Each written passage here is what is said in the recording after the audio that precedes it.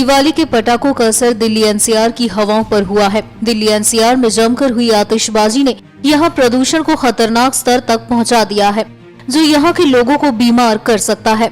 हालत ये है कि दिल्ली में प्रदूषण का स्तर खतरनाक स्तर तक पहुँच गया है, जिसे देखते हुए केंद्र सरकार की संस्था सफर ने दिशा निर्देश भी जारी किए हैं।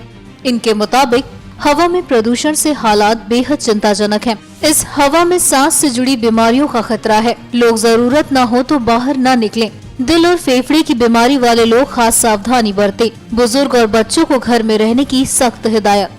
दिल्ली में तो प्रदूषण का स्तर खतरनाक को भी पार कर गया है और ये सेहत को बेहद नुकसान पहुंचा सकता है। दिल्ली एनसीआर में प्रदूषण के कारण आज सुबह धुंध की चादर दिख रही थी।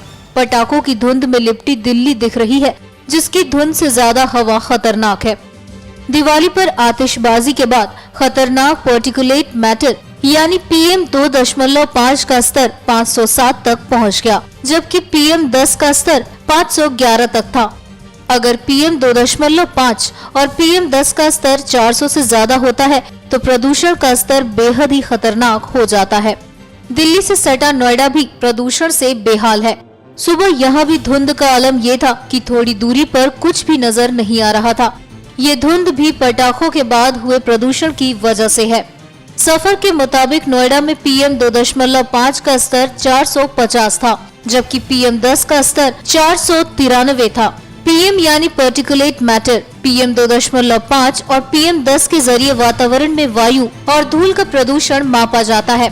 अगर स्तर 400 से ज्यादा होता है तो ये सेहत के लिए बेहद ही खतरनाक है। दिल्ली एनसीआर में सिर्फ हवा ही खतरनाक नहीं है, बल्कि गंदगी भी बड़ी चुनौती है। आतिशबाजी के बाद जगह जगह दिल्ली में पटाखों का कूड़ा जमा है। NMF न्यूज की रिपोर्ट।